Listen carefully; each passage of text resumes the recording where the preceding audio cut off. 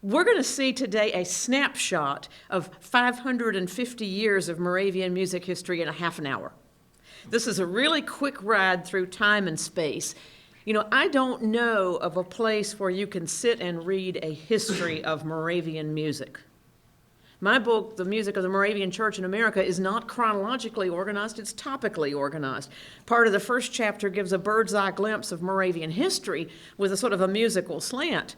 But many scholars have studied various aspects of Moravian music, but these are studies of a specific composer, a specific genre, a specific type of music. So we're moving into some uncharted territory here. And all we'll be able to do now is a really quick overview.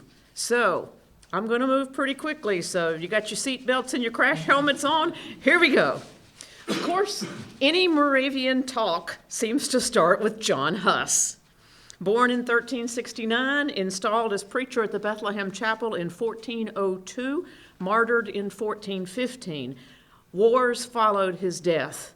And 42 years later, in 1450, some of his followers founded the Unity of Brethren. Long thought to have been the first Protestant hymnal published. Well, it perhaps was the first Protestant hymnal published, but the hymnal printed in 1501 was thought to have been Moravian. It was not. It was printed in Prague, but it does contain 11 hymns by Moravian leader Luke of Prague, but it's not a Moravian hymnal. It is text only, and it was published sort of by the town of Prague. Yes, so what you see is one page of the text and a page of the index. And no, I do not read Czech. The first publication that we can truly claim as Moravian music is a 1505 Czech language unity hymnal, probably edited by Luke of Prague and his brother. It's reported to have contained some 400 hymns, but no copy is known to survive. This was followed in 1519 by another collection edited by Luke of Prague. No copy is known to survive. He produced a collection of funeral hymns in 1521, and I think it does survive somewhere. The first German-language unity hymnal was printed in 1531. A reprint was produced in 1931. It's here. It's in German. There's music printed with it, and I will set this copy over on the table here so that you all may look at these after I leave. So the 1531 hymnal contains 157 hymns with tunes and was reprinted at least 4 times over the next 10 years. A Czech hymnal was printed in 1541, 482 hymn texts and 300 melodies. In 1544, the Unity published a revision of the 1531 hymnal. You have a picture of a page out of that now. This was done not because the 1531 was too old, but because there were some theological errors in there, some tendencies that the editor had come up with that the elders decided they didn't much care for anymore. So 3 copies of this hymnal are known to survive. One is right here. This is what I would say first in a fire. This hymnal, the 1544, was reprinted at least a dozen times over a 65-year period. And the first Polish-language Moravian hymnal was printed in 1554. 2 important treatises, music treatises, were printed by the Unity, one in 1558 and another in 1561.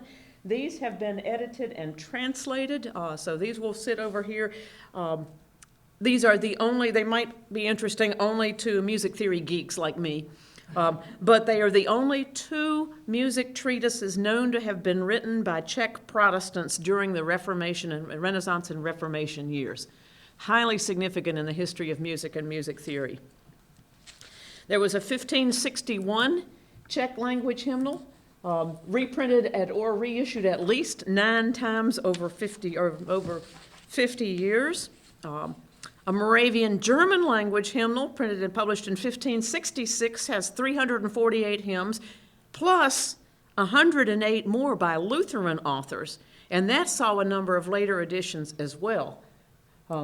We also should note the publication of the Kralitz Bible, the first complete translation of the Bible from the original languages into Czech. This was published in sections.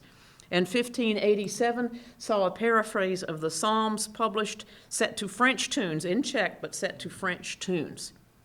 A huge publication was the Hymnal of 1615. That's a big book. It has psalm settings in the back. It has a list of suggested hymns for use throughout the church year.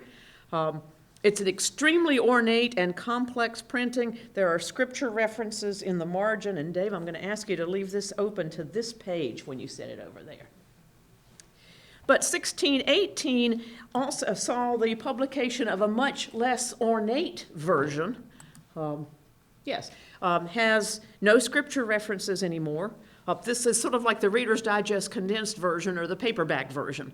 That has all the same content, just slightly or less ornate printing, and the hymns and tunes are still there. And again, if you'll leave it open to this page, these two pages have the same content. So if you look at these two books, you'll be able to see how the layout is similar and how it's different. 1618 saw the start of the 30 Years' War. This happened, of course, this is how we all learned the meaning of the word defenestration, throwing someone out the window. Certain nobles invaded the royal castle of Hradzany, throwing the regents and the secretary out the window. No serious injuries were reported, but this signaled the beginning of the Bohemian revolt against the Habsburg Emperor Ferdinand II, beginning of the 30 Years' War. 1620 saw the Battle of White Mountain, when the victory by Catholic forces drove the unity underground. The war ended in 1648 with the Peace of Westphalia, which made no provision for the unity's existence. Throughout those years, though, remember all those hymnals I mentioned, they were still being reprinted. At times when it was illegal to own them, that at times they would have to take apart the printing press and move it and store its various parts, set it up somewhere else and keep printing. We end our flight through the ancient unity with the Czech hymnal edited by John Amos Comenius in 1659, 11 years after the end of the war. This book contains a preface that's very, very important for the study of music. Here we have a transcription of it, plus the preface in Czech and in English. Thank heavens, this is a wonderful new reprint. Comenius believed that the hymnal should be inexpensive. He also believed the hymnal should be small enough to put in your pocket or carry in one hand. And considering that he himself was exiled twice and his library destroyed by fire, that makes a whole lot of sense. He felt you should be able to travel with the hymnal in one hand and the Bible in the other. Okay, moving on to the birth of classic Moravian music. The turn and early years of the 18th century saw the birth of a great many people who would become very influential in the development of Moravian musical heritage as we know it. These include Johann Gottlob Klemm, born 1690. He would become an organ builder and join the Moravian Church in 1726. Nicholas Ludwig von Zinzendorf, born in 1700. August Gottlieb Spangenberg, born in 1704. Tobias Friedrich, 1706. He would become Zinzendorf's court musician and possibly may have been the composer of many of the hymn tunes that we know as Moravian that we are still using. Johann Christian Pirlaeus, born in 1713. He would be the one to begin the Collegium Musicum in Bethlehem. Johann Daniel Grimm, born 1719, an influential music teacher and composer, compiled manuscript chorale book of 1755 and may have been a teacher of Johann Friedrich Peter. And let's count Herrnhut, born 1722 when the exiles moved onto Zinzendorf's estate. Christian Gregor, 1723. Jeremiah Denke, 1725. We'll hear about him in Bethlehem in a little bit. The renewed Moravian Church, born in a spiritual renewal in 1727. Organ builder David Tennenberg. The daily watchwords, soon to become daily text. Composer Johann Christian Geisler. And his brother, composer Christian Gottfried Geisler. We note for most of these, we can say when they joined the Moravian Church, recognizing that at this time, nobody was a born Moravian unless you were one of the exiles who had come across the mountains from the Czech Republic. Some important firsts in the 1730s. The first printing of the daily text, 1731. Before that, they were hand-copied and carried to the various houses in Herrnhut. The Collegium Musicum, or chamber orchestra, music of the community, so to speak, began in Herrnhut in 1731. The first Easter dawn service, Herrnhut, 1732, when the Single Brothers decided to get up and go to the graveyard to celebrate the resurrection. Moravian mission work started in 1732. The mission to Greenland, 1733. 1735 saw three important milestones: the birth of Johannes Herbst, the publication of the Gesangbuch, I'm out of order here, first Moravian settlement in Savannah, and the publication of the Gesangbuch der Evangelischen Brüdergemeinde in Herrnhut, known as the Herrnhuter Gesangbuch, in 1735. This is a good-sized book. I did not bring a copy of it up, but there were 12 appendices published over the next 15 to 20 years.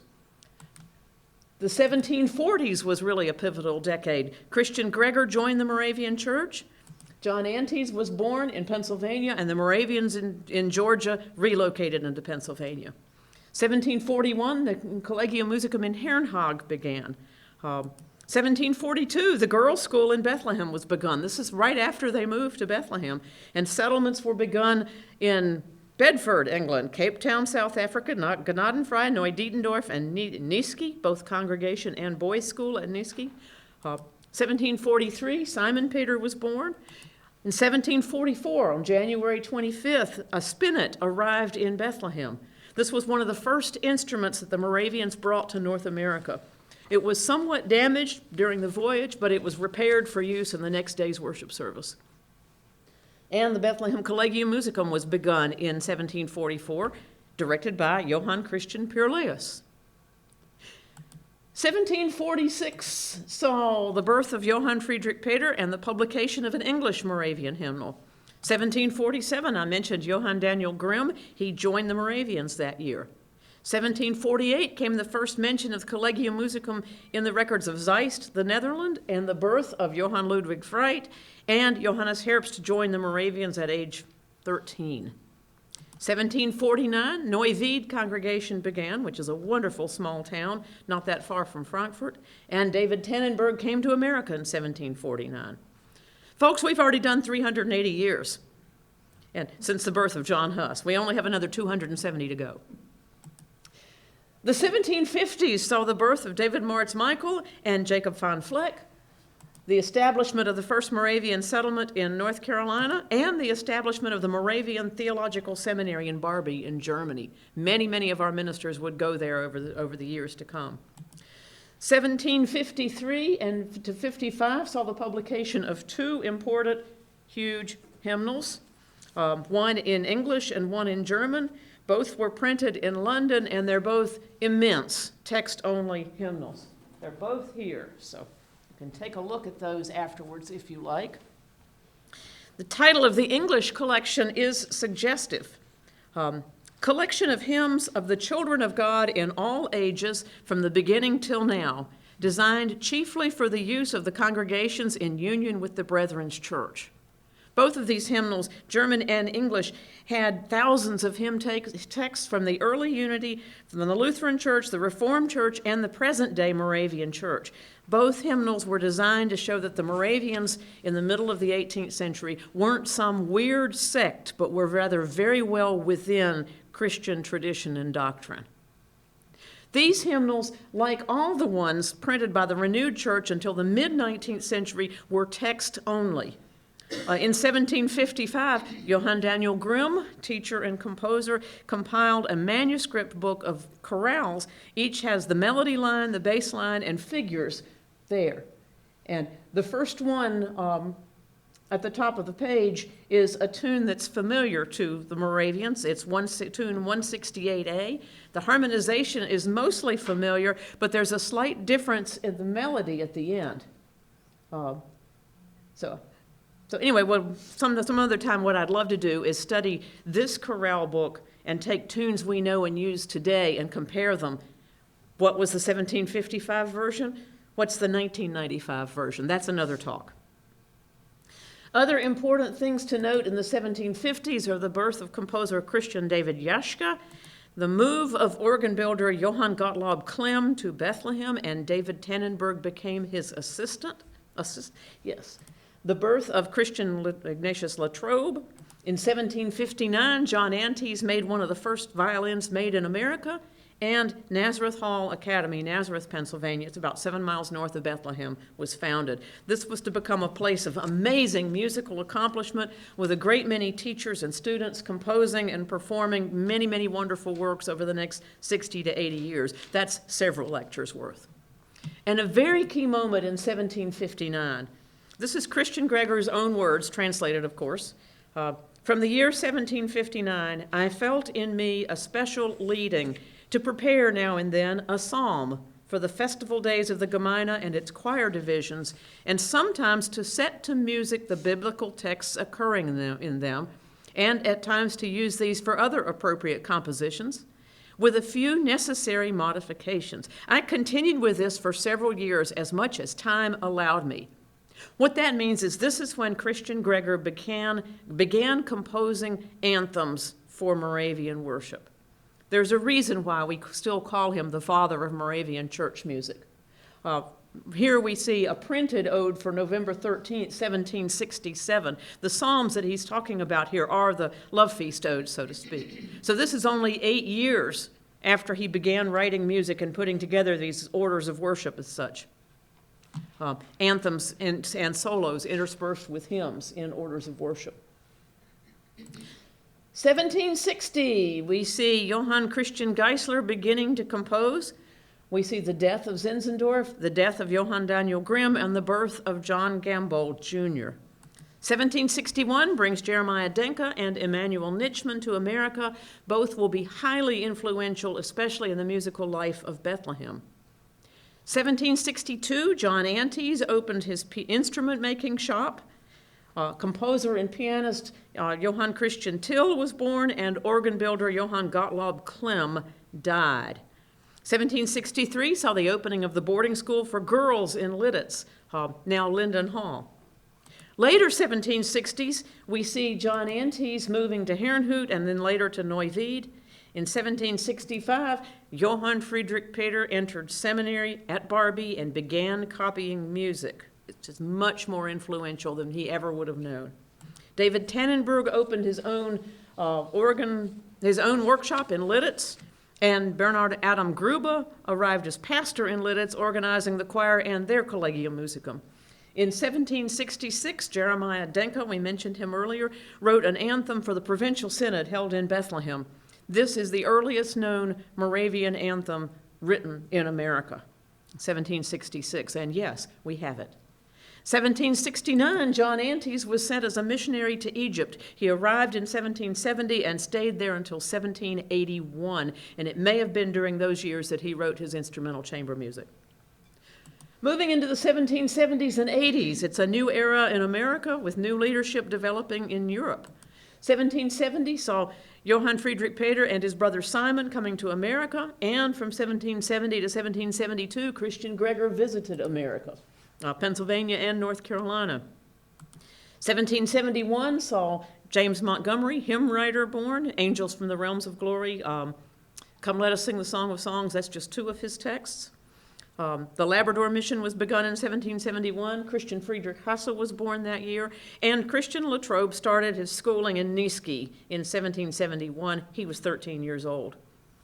1772 saw the beginning of the girls' school, the School for Girls in Salem, which would begin accepting boarders 30 years later in 1802.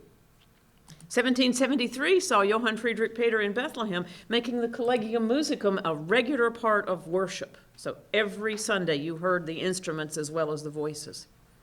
1777, we see composer Johann Ludwig Freit joining the Moravian Church. He taught at the school at Niesky. Very, very many of our composers went to school there. Others taught there. So there's so many research topics in here. Stay on topic, Nola. You only got a half an hour. 1778 saw the publication of a Gesangbuch, or a hymnal, edited by Christian Gregor. Remember, we had that monstrous book that had 3,000 or 4,000 hymn texts in it? And over those 20 years since then, a great many more had been written. So the elders were struggling with this multiplicity of hymn texts, and how do we deal with these? So they gave the job to Christian Gregor. He produced a hymnal by dropping out hymns that were not in current use.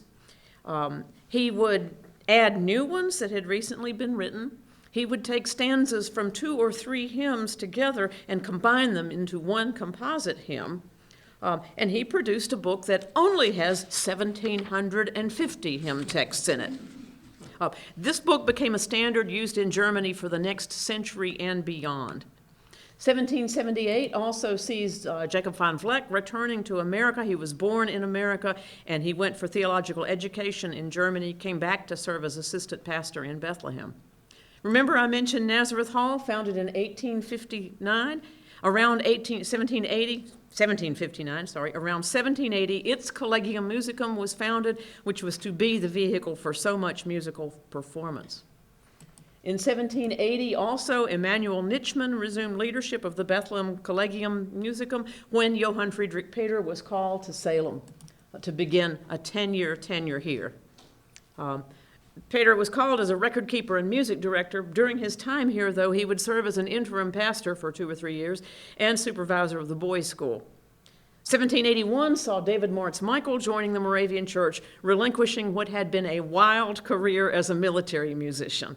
There are stories to be told there.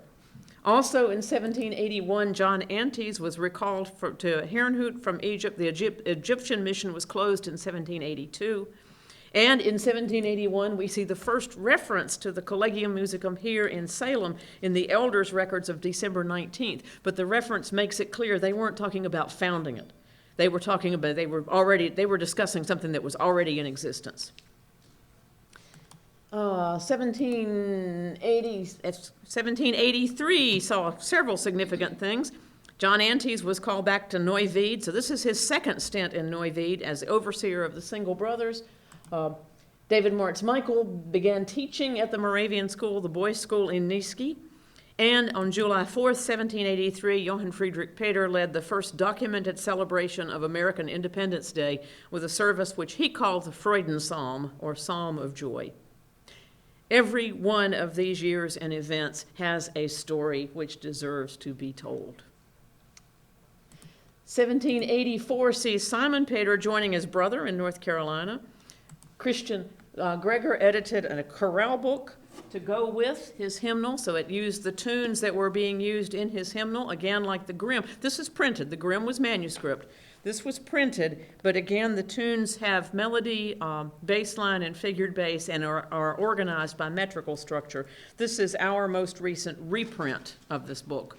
This book is quite significant for musicologists and hymnologists. There's my page.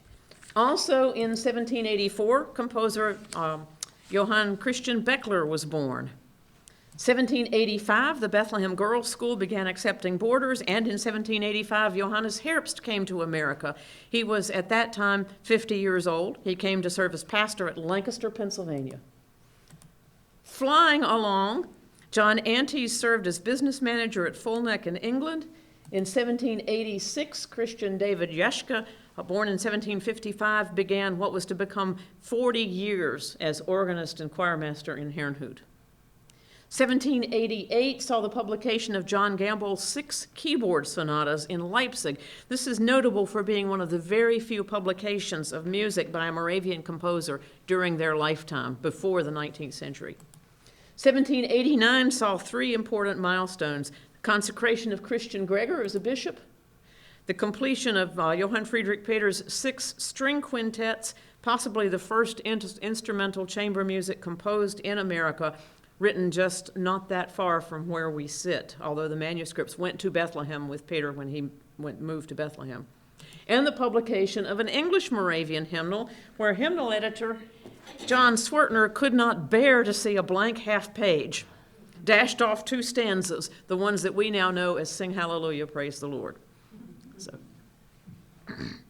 the 1790s saw changes in leadership all over everywhere. Johann Friedrich Peter was called to Grayson, Maryland, and in 1791 to Bethlehem and to Hope, New Jersey. His time at Grayson was not happy. Jacob van Vleck spent a decade as inspector of the Bethlehem Girls' School and leading the Collegium Musicum. Spangenberg was called to the more immediate presence of the Savior in 1792. The same year that composer Peter Wolle was born. Peter Wolle was born the son of Moravian missionaries. He was born on St. Thomas. 1793 saw the arrival of Philip Bachmann to serve as David Tannenberg's assistant and later his son-in-law. Johann Friedrich Peter was again recalled to Bethlehem in 1793, and Johann Christian Till was called to Hope, New Jersey to replace Peter. Till served in Hope for 15 years as organist and schoolmaster. The last few years of this century saw the birth of Karl Anton von Fleck, son of Jacob von Fleck and father of the three von Fleck sisters we'll hear about in a little bit. Christian Friedrich Martin, of guitar-making fame, Heinrich Gottlob Güter, instrumental-making fame, and Jacob Till, son of Johann Christian Till. This also saw the beginning of David Moritz Michael's decade of service at the boys' school in Nazareth, and the deaths of Jeremiah Denke and John Gamble Jr., and Christian Gregor, 1801. Talk about the end of an era. The early 19th century in America saw us becoming more American, but not quite yet. 1802 to 1809, Jacob von Fleck was serving at the boys' school in Nazareth. Just the list of who was teaching at Nazareth when is an incredible study. 1804 saw the death of David Tannenberg. He sustained a fall while tuning an organ and never recovered from it. Also in 1804, Michael moved from being a teacher at the boys' school in Nazareth to becoming the overseer of the Single Brothers Choir, and his multi-movement Psalm 103, glorious piece of music, was first presented at Nazareth in 1805. Johann Christian Beckler taught at the boys' school in Nazareth from 1806 to 1812, and in 1807, Peter Wohler was one of the first 3 students at the newly formed Moravian Theological Seminary then in Nazareth. David Moritz Michael was called to Bethlehem in 1808 as overseer of the Single Brothers Choir, and Johann Christian Till was recalled to Bethlehem as they closed the Hope, New Jersey settlement. In 1808 and 1809 and 10, David Moritz Michael wrote 2 water music suites, woodwind suites, that were used for the Whit Monday observances in Bethlehem, where it was a holiday. The day after Pentecost was a holiday, and these woodwind suites were to be performed outside as people walked up and down by the banks of the river. From 1810 on, Johann Christian Till and his son Jacob built pianos as their primary source of income. 1811 was another key year in Moravian music history. Johannes Herbst was consecrated a bishop. Remember, he was born in 1735. The man is 75 years old at this point when he is consecrated a bishop and called to move to Salem. And in 1811 was an early American performance of Haydn's Creation, possibly the first complete performance in America. David Moritz Michael was conducting, and Johann Friedrich Peter was in the violin section. Talk about a cast of all-stars. 1812 and 13 saw more major changes. Brother Herbst died in January of 1812, 7 months after arriving in Salem. His grave is up on the hill. Jacob von Fleck was called to Bethlehem to Salem to succeed Brother Herbst, and Johann Friedrich Peter died in July of 1813, very shortly after playing organ for a children's service. He went to the apothecary and said, "I don't feel well," and pretty much just keeled over. That's a way to go.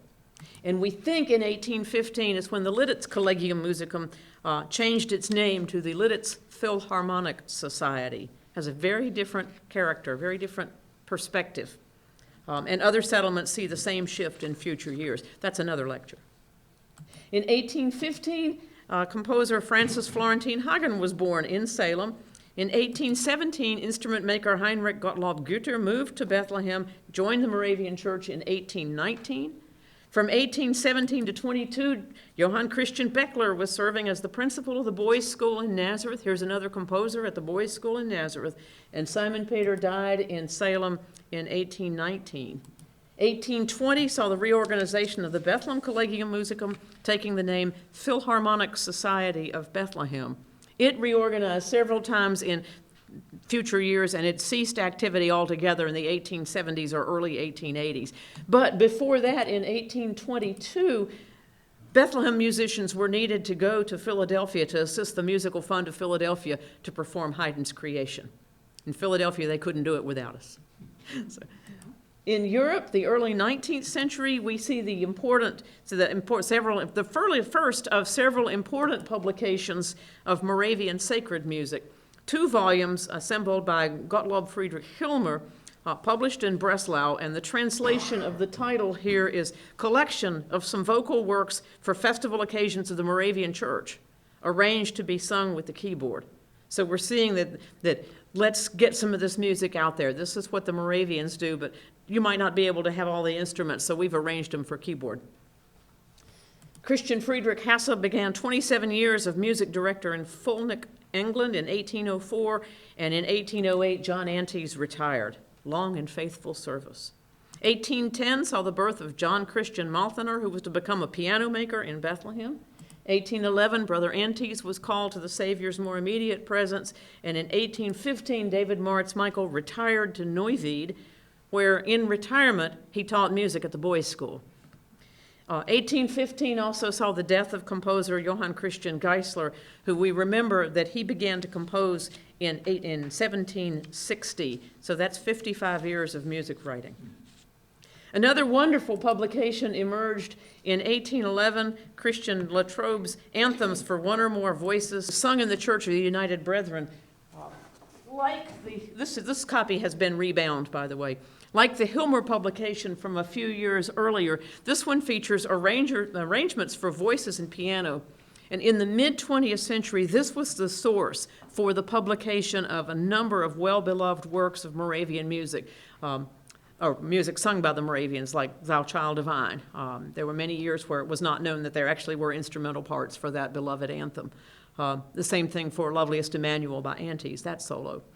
This book contains pieces by Gregor Grimm, John Antes, and Latrobe, among others by non-Moravian composers. Wonderful book.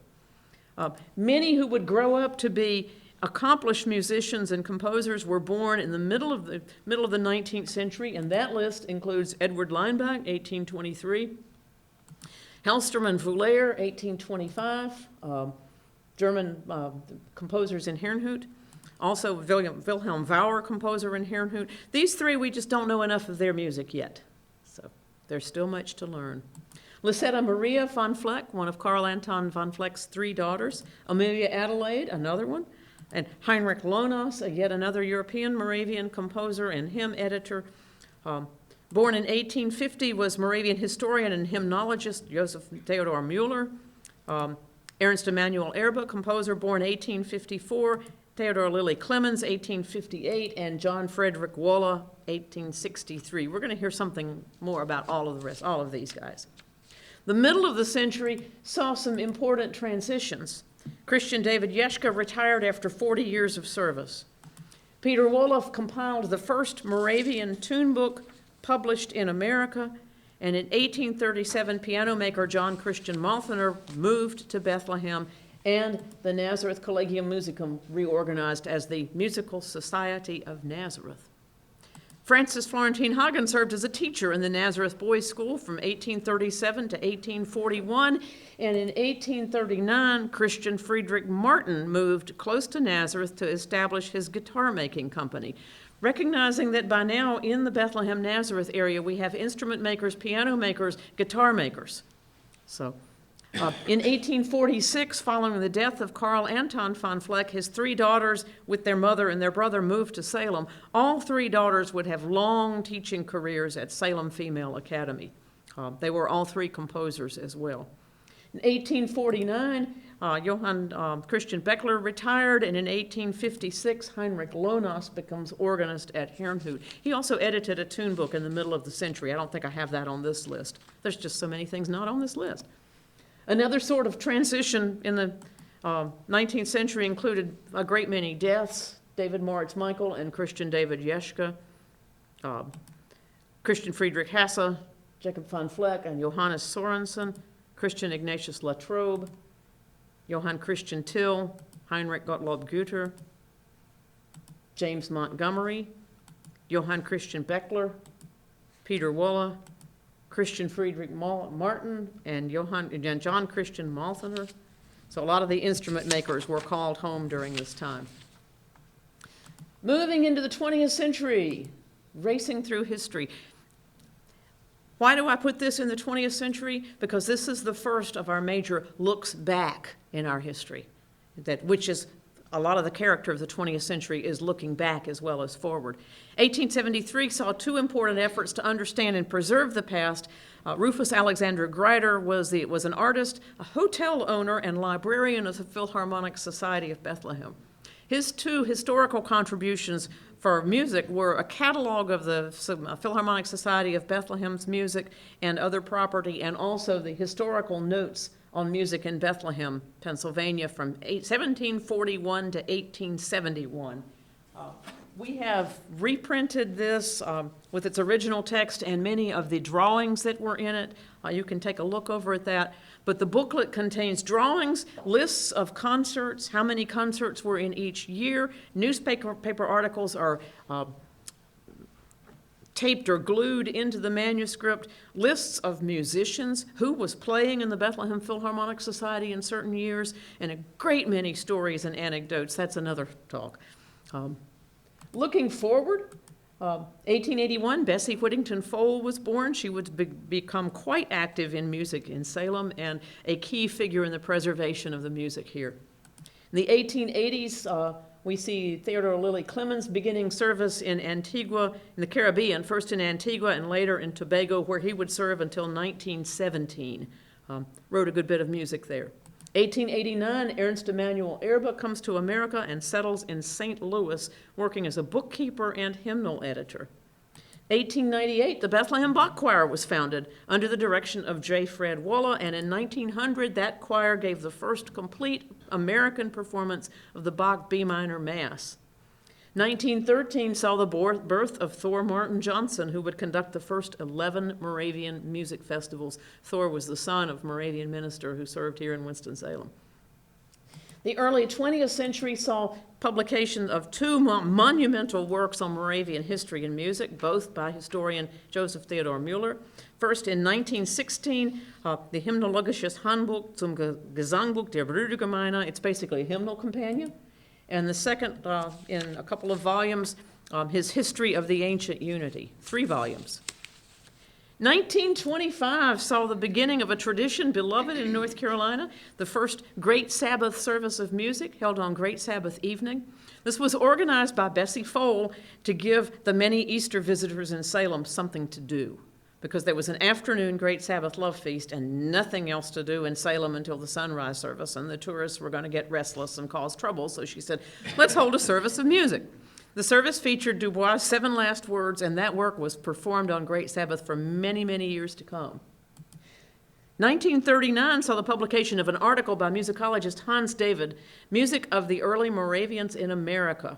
This is the true beginnings of scholarly research into Moravian music in America. This research, his and others, would over time lead to the decision by Moravian clergy and lay people in 1950 to hold the first early American Moravian Music Festival in Bethlehem, and there is the program. There have been 25 thus far, so I brought out the program for the 1st and the 25th. Number 26 is well in the planning stages. Moravian musicians we have mentioned who were called home during this decade, during this 20th century, include Edward William Leimbach, Voulaire and Vauer in 1902, Heinrich Lonas, 1903, Francis Florentine Hagen, long life, 92 years old. Hellstrom and Lucetta von Fleck, who married Alexander Meinung. There's another story. Ernst Emanuel Erbe, turn the page. Amy von Fleck, Theodore Lilly Clemens and Fred Walla, Bessie Fowle, and Thor Johnson. More recent years have seen the establishment of the Moravian Music Festival, Moravian Music Foundation, here in 1956. Its first purpose was to provide music for Moravian music festivals, and we're still doing it. The first conference on Moravian music held in Herrnhut was in 1999. The Moravians in Europe are still just discovering the treasures right under their noses. The first 3 Unity Brass Festivals. The first was in 2007 in South Africa, second in 2013 in Bad Boll, Germany, and the third 2017 here. So each decade in Moravian music history, each personality carries its own story. All of these stories deserve to be delved into and told and recorded and shared. This is going to take the work of many, many musicians, many scholars over many years, countless hours of research and study. But this past and the future yet unknown are so worthy of attention and high regard. Thank you much.